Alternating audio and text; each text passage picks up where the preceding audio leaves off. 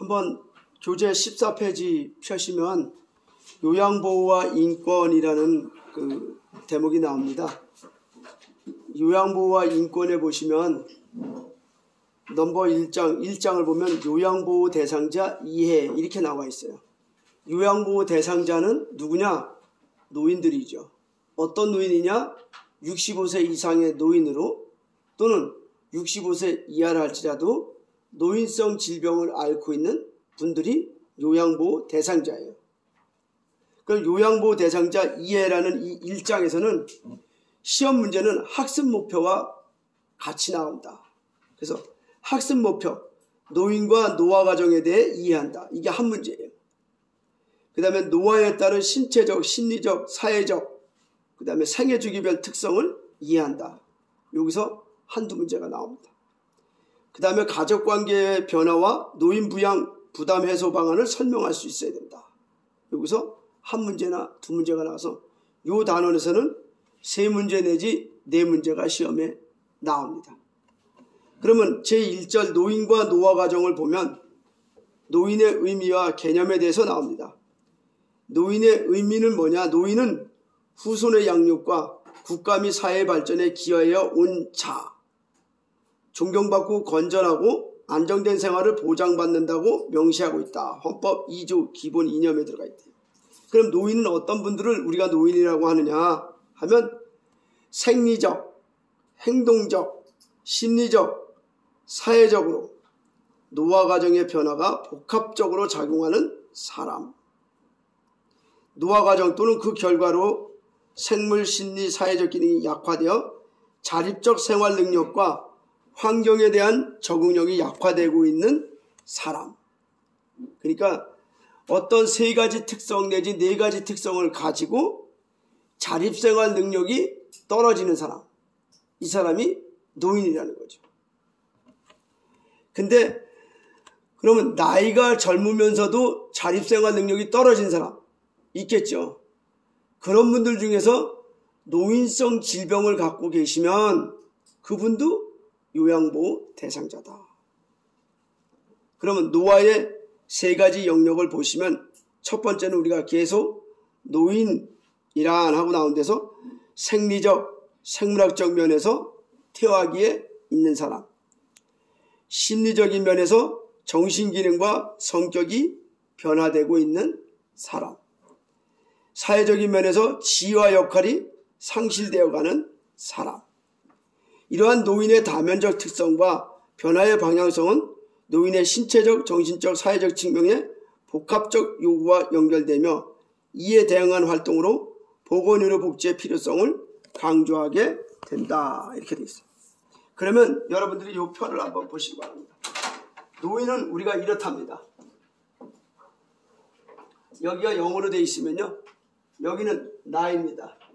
나이네. 상태. 그 다음에 여기는 나이가 됩니다. 그래서 수평으로 나이를 보고 수직으로 상태를 보면 이렇다는 거예요.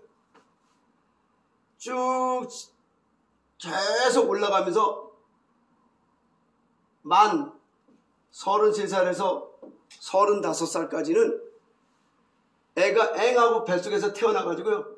플러스 마이너스가 되는데 세포가 생기는 게 더 많답니다. 죽는 것보다. 아이가.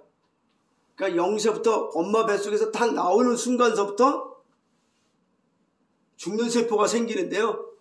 죽는 세포가 만 33살에서 35살까지는 적고 새로 생기는 세포가 많다. 근데 얘가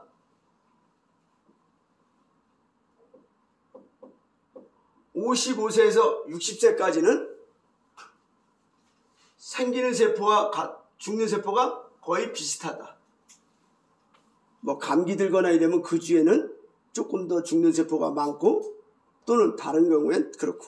그래서 이렇게 비스듬하게 쭉 간다 이거예요. 언제까지? 만 나이 55세에서 60세까지 갑니다. 그 다음에 여기 보시면 60세에서 65세가 되면 어떻게 되느냐? 여기서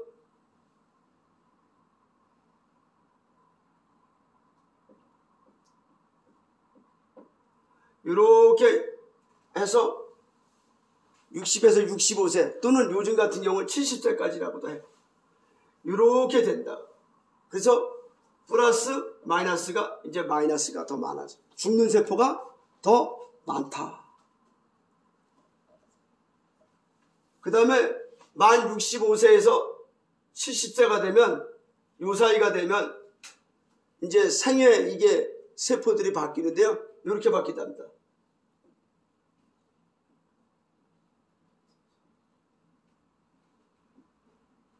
이렇게 계단식으로 바뀌어서 여기 가면 돌아가시는 나이가 되는 거죠.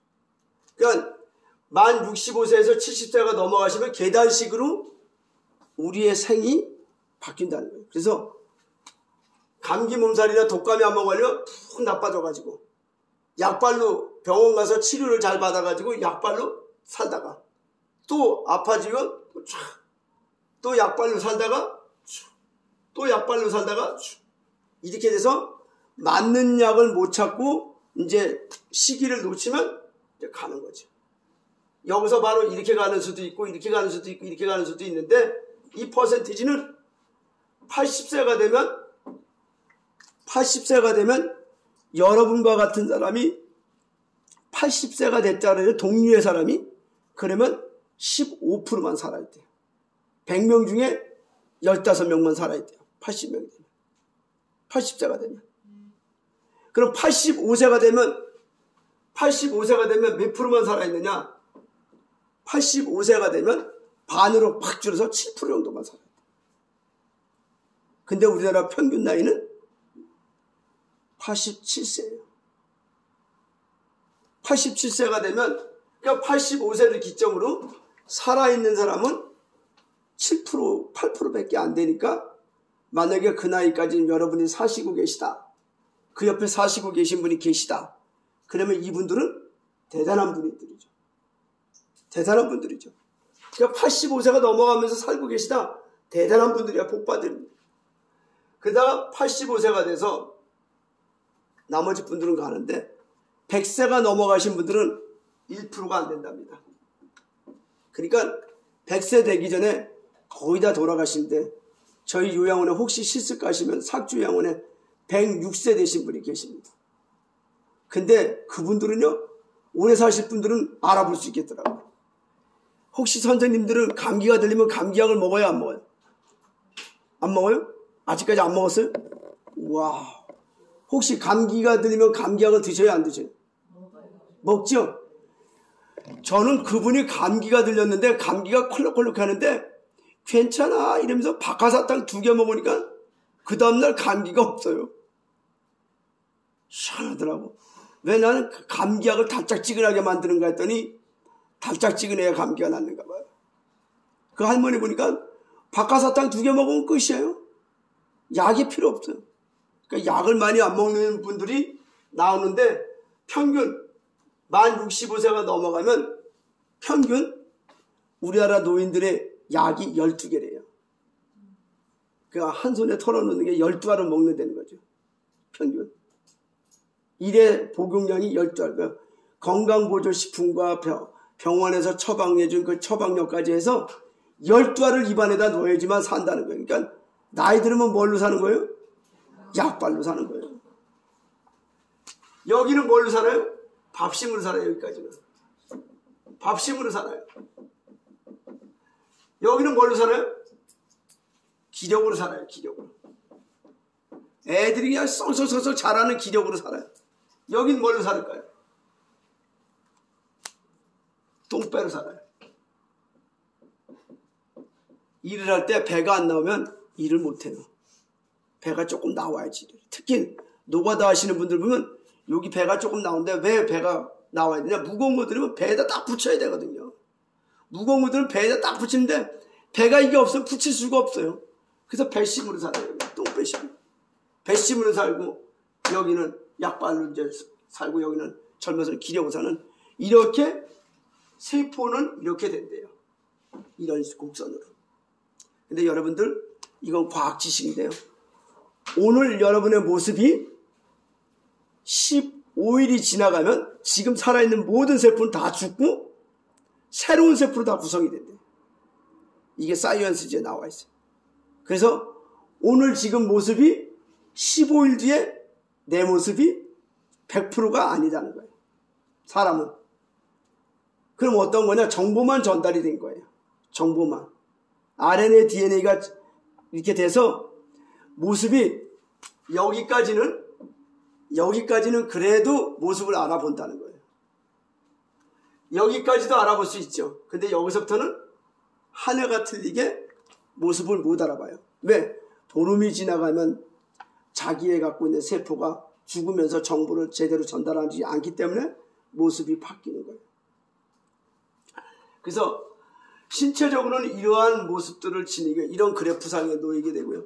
그 다음에 심리적으로는 어떻게 늙어가느냐? 우리 3살 때 배운 거는 몇 살까지 가죠?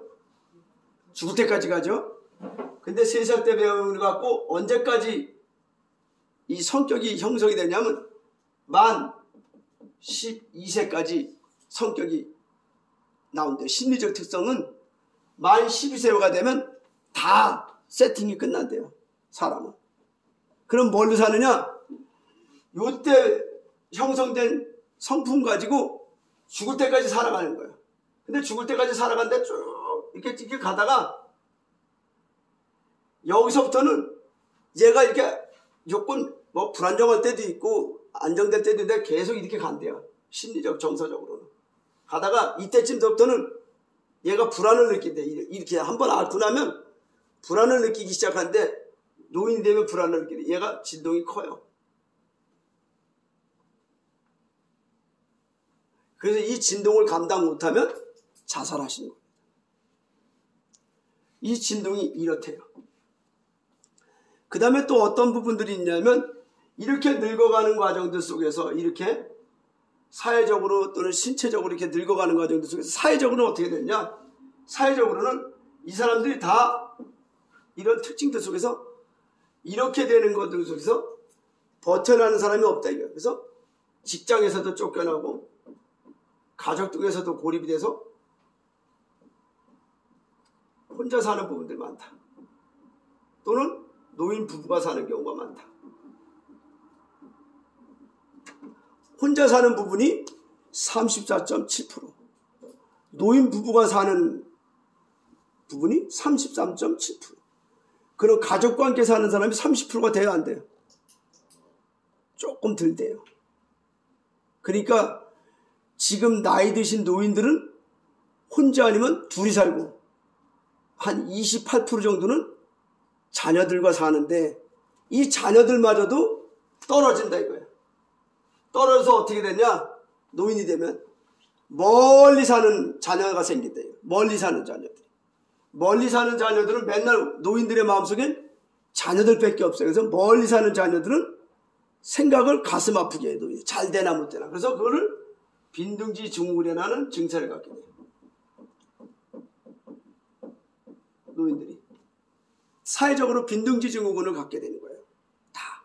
근데 자녀들 중에서 그래도 우리 부모님 옆에 께 살아가는 삶의 터전들 속에서 지역 가까운 데서 사는 분들이 계세요. 그런 걸 가지고 수정 확대 가족.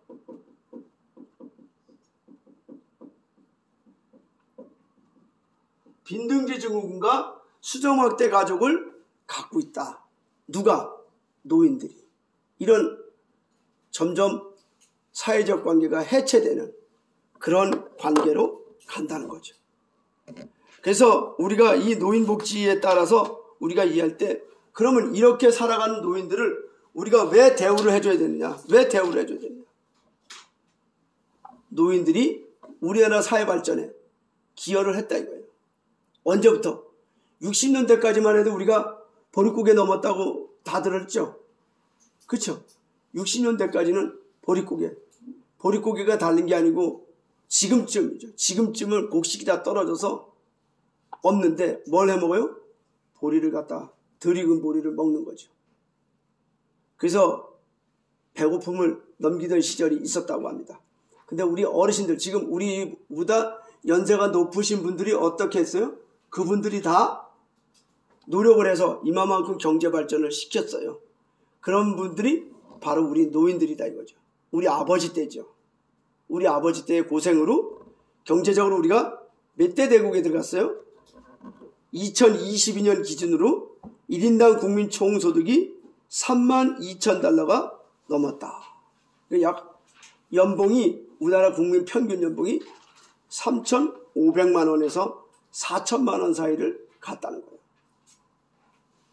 정치적으로는 어떻게 노인들이 기여를 했냐면요. 정치적으로는 우리나라 정치적 발전이 어떻게 됐어요?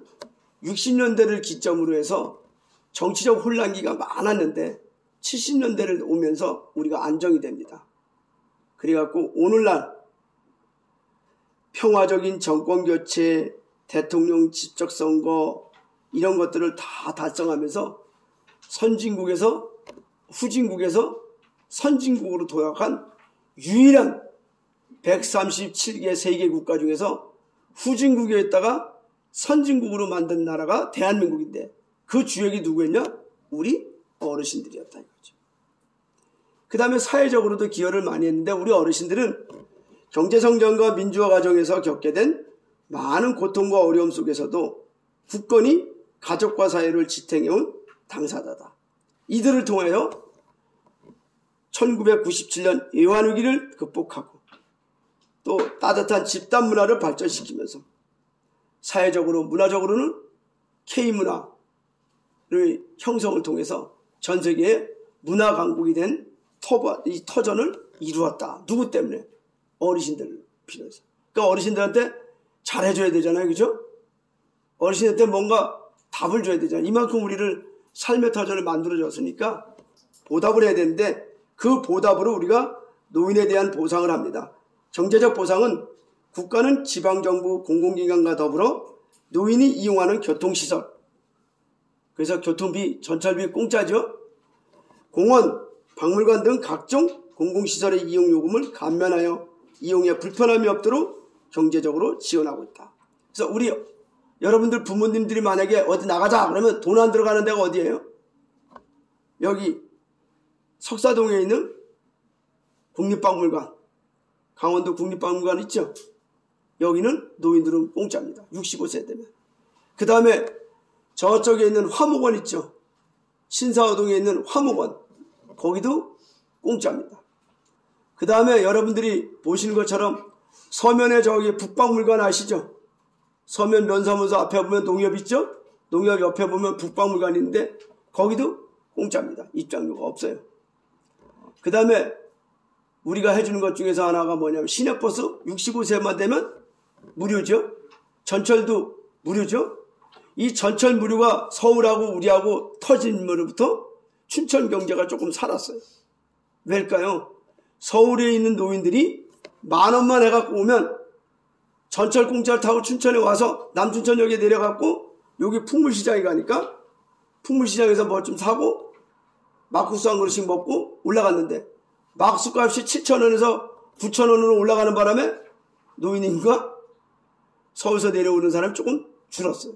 이제 10,000원 갖고 못 오고 이제는 20,000원 해야 왔다가요. 그래서 조금 줄었는데 그럼에도 불구하고 이 전철비 공짜 때문에 춘천 경제가 조금 산다.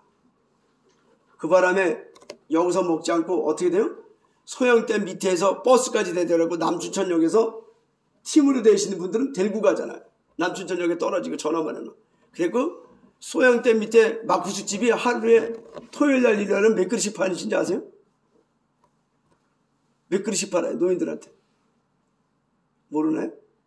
거의 1,000그릇씩 팔아요. 1,000그릇씩. 대단하죠. 춘천 경제에 막대한 도움을 주고 있는 노인분들이 왔다 갔다 하고 계시다. 제도적으로는 어떤 보상이 있느냐? 국민연금, 국민건강보험 등의 사회보장 제도를 통하여 노후소득 보존과 질병의 치료, 예방 등을 할 수 있도록 제도화하고 있다. 그래서 어떻게 합니까? 정로당을 사용하면 정로당을 지원해주고 노인복지관을 사용하면 노인복지관을 지원을 해드리고 있다. 정치적으로는 어떻게 하느냐? 국가는 어버이날 또는 노인의 날을 제정하여 기념일날 어르신들을 선정하여 포상하고 있다. 근데 우리나라는 대한사단법인 대한노인회라고 가장 큰 단체가 있습니다. 이 단체가 정치적으로 얼마나 파워가 있냐면 대통령과 지통전화를 할 수가 있고요. 각 기초단체장별로 시군 지회장님들이 기초단체장에게 바로바로 지통전화가 할 수 있는 단체가 여기뿐입니다. 그래서 춘천시 사단법인대한위원회 춘천시 지부장님이 시장님 통화 좀 합시다. 그럼 바로 연결이 돼요. 그 정도로 위상이 높습니다. 정치적으로 이렇게 위상을 보상을 해드리고 있습니다. 그 다음에 네 번째로는 지적, 정신적 문화유산의 전수. 노인의 경험과 지혜를 전수하기 위해서 정책자문, 기록물 등 유형, 무형문화재를 보존하고 전수받을 수 있도록 지원하고 있다. 그래서 춘천 같은 경우는 북박물관 아시죠? 거기에 보면 그 할아버지가 인간문화재입니다. 춘천 지역에 있는. 그래서 그분은 박물관 운영이라고 해서 비용을 받으면서 운영하고 있습니다. 이러한 노인의 건강한 이 보상과 또는 기여 속에서 우리는 노인들이 다 건강하게 살기를 원해요. 우리 아버님이나 우리 어머님들이 다 건강하게 살기를 원하는데 그 건강하게 살면은 왜 뭐가 좋길래 건강하게 살면은요, 첫 번째로는 노인은 일상적인 균형을 유지하고 안정적이며 지속적으로 수준 높은 동기부여를 통해 직무를 수행할 수 있다. 두 번째는 의사결정에서도 신중하고 조심스러워 젊은 사람들보다 실수가 적고 사고력에도 뒤지지 않는다. 세 번째는 수많은 정보 중에서 중요한 정보를 추출해낼 수 있는 능력이 뛰어나다. 건강하게 늙어가신 분들은 이러한 세 가지 특징을 갖고 있대요. 그래서 모 그룹에서는 면접을 볼 때 노인을 꼭 데려다 앉혀놓고 정상적으로 늙어가신 노인분들을 뒤에다 앉혀놓고 그분이 노하면 노를 했다는 얘기도 있습니다. 그러니까 노인들은 첫눈에 보면 딱 압니다. 이러는 분들이 많다 이거예요. 그래서 요양보호사 선생님들이 다 갔는데 자기 다른 데로는 최선을 다한다고 갔지만 어르신들이 딱 보고 에이 넌 나하고 안 맞아야 이러면 그 집에서 오래 못 있어요. 왜? 첫눈에 박힌 인상 언제까지 간다? 헤어질 때까지 가.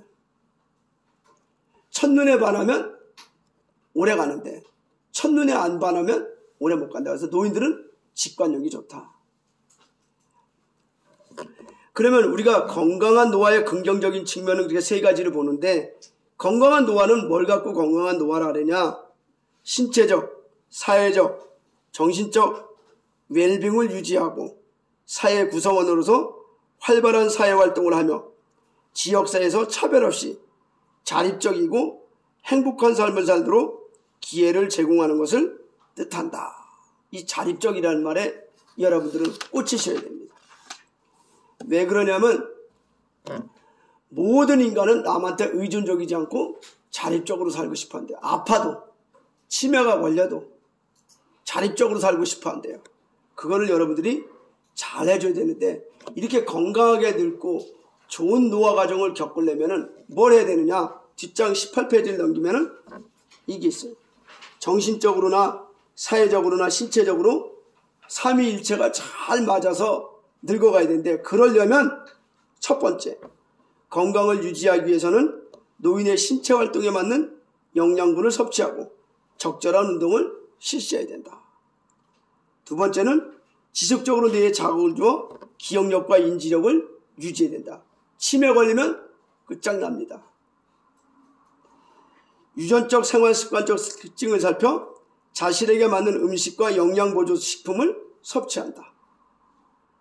세 번째, 고혈압, 당뇨, 비만, 그 밖에 만성질병 등의 유무를 확인하고 신체 기능에 적합한 운동을 지속함으로써 어떤 운동을 합니까? 유산소 운동, 근육 운동, 유연성 운동, 안정화 운동을 지속적으로 함으로 신체의 노화를 늦춰주도록 한다. 그래서 한마디로 이 말을 잘 하려면 어떻게 된다? 잘 먹어야 된다. 건강하게 늙으려면 잘 먹어야 된다 이 말입니다. 뭘 잘 먹어야 돼요? 밥을 잘 먹어야 돼요. 식사를 잘해야 되는데 어떻게 잘하냐? 골고루 건강보조식품도 잘 먹고 맞춰서 먹고. 근데 어떤 분들은 건강보조식품을 먹는데 하루에 필요한 양을 안 먹어요. 예를 들면 폴리코사놀을 드신다. 그러면 하루에 15mg을 드셔야 되는데 돈이 아깝다고 5mg짜리를 먹어요. 그리고 같이 폴리코산을 먹는데 그러면 약발이 없다. 그러니까 여러분들은 요양보호사가 돼가지고 현장에 가시면 어르신들 특히 식사 대접 잘 해주시고요. 또 치매 걸리면 끝장이니 치매 걸리는 거 잘 봐주셔야 되고 훈련시켜야 되고, 그 다음에 영양을 또 약을 보조식품을 잘 먹게 해드리는 게 여러분의 업무가 됩니다. 그리고 어르신이 갖고 있는 만성질환을 잘 파악해서 의사들하고 치료를 적절하게 해나가는 것, 이게 어르신들과 여러분들이 해야 될 총체적인 업무입니다. 두 번째는 잘 늙는다는 게 뭐냐? 노인 스스로 자신감과 역할이 상실되지 않도록 사회적 관계를 유지하고 생산적 활동을 해야 된다. 가족과 친구 등과 접촉하며 적극적인 애정표현과 의사소통을 하며 살아야 된다. 자원봉사, 여가활동, 지역사회 참여 등 생산적 활동을 자신감으로 유지해야 된다. 그러니까 뭐예요? 노인들이 혼자 되셔갖고 나가셨다가 할머니 노인들과 할아버지 노인 서로 눈이 맞으면 어떻게 돼요? 어떻게 돼? 눈이 맞으면 잘 해도록 도와줘야 된다 이거. 거기다 갖다 깽판 치면 안 돼요. 무슨 나이 들어갖고 망령이야 이러고 가면 안 된다 이겁니다. 아셨죠? 그거는 노인학대에도 맞아요. 그래서 두 분이 좋다 그러면 어떻게 해줘야 돼요? 그죠? 최선을 다해서 도와주셔야 된다. 그 다음에 여기 보면, 그래서 프랑스 노인들은 성행위를, 이 부부관계를 한 달에 8번 정도를 한대요. 평균. 우리나라는 1년에 8번도 하나요? 65세 이상 노인이 되면 아이 창피하게 뭐 다 늙어가지고 이렇게 얘기했는데, 건강하게 늙으려면 애정 표현을 많이 하셔야 된다. 근데 저기 홍천군 서면에 그 남면인가요? 그 모국리가 있는데, 모국리가 대국리가 거기에 있는데 부부 노인을 봤는데 할머니가 알츠하이머병 환자였어요. 할아버지는 건강했고, 이 할머니가 죽어도 요양원을 못 보내겠대요. 할아버지가 왜 그런가 했더니요, 이 알츠하이머병으로 걸리신 이 할머니를 저녁마다 끌어안고 자요. 그리고 일주일에 한 번씩 관계를 가져요. 근데 이 할머니가 관계를 갖는지 어떻게 아느냐? 이상하게 규칙적인 날인데 그날만 가면 기저귀가 피가 잔뜩 묻어 있어요. 그래서 왜 그러나 하고 이걸 병원에 모시고 왔더니 할아버지가 사실 실토를 다 하시는 거예요. 근데 이 할아버지가 얼마나 건강하신지 몰라요. 할머니도, 그래서 제가 물어봤잖아요, 할머니한테.